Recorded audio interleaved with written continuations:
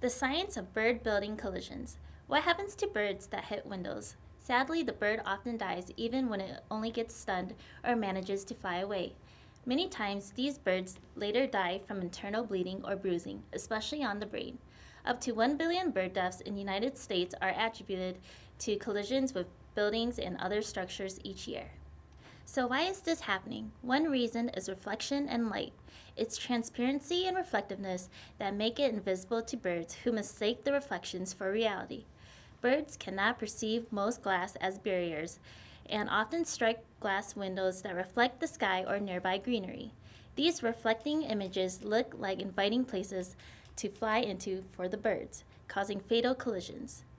Birds use the night sky and ambient light levels to aid for their migration navigation. Artificial light, particularly those that point upwards, can lure and trap birds in their haze. Being mindful that the lower reflection glasses can act like a mirror, and certain designs can create areas that are visually confusing to birds. The design and location of the buildings is another big reason for bird collisions.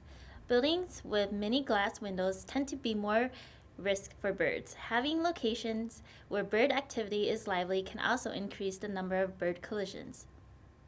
Weather patterns can also play a big part in reducing the bird's visibility. Birds are frequently attracted to lighting, especially during poor weather in migration seasons. Large-scale collision events involving up to more than 12,000 birds have been recorded when the night skies are overcast, foggy, and rainy. Now that we know the current research, what future research should be done? Sensitivity analysis indicates that more research on the mortality rates of low-rise buildings will contribute greatly to improving mortality estimates.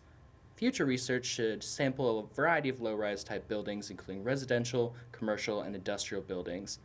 Research at low rises has occurred mostly at buildings that are known to cause large numbers of fatalities.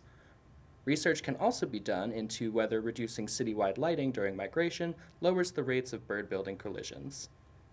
Alright, so what can we do about this? Well, since we can't easily change weather or location, our focus should be on windows and reflecting surfaces. One of the most effective changes involves the visual aspects of the windows themselves. These include frick glass, etched glass, and UV-coated glass. You can also use window obstructions, so birds can see these reflected surfaces or cushion their impact. This will be a cheaper but less popular option for people who actually want to look out these windows. Some of these things could be like plastic mesh, streamers, stickers, and other decorations. Now, what about everyone's favorite bird feeders? Well, we can begin by placing our feeders either really close or really far away from our homes and buildings. Birds fly slowest on takeoff and landing, such as when they're going to feed, and if birds aren't near the glass, they won't hit it.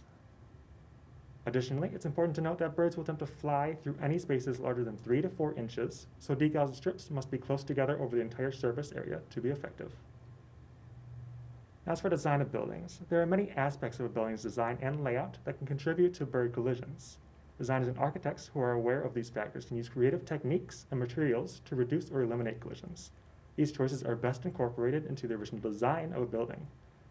Retrofitting a building that proves to be a problem is more difficult with fewer options and choices that may not be consistent with the overall vision of the building.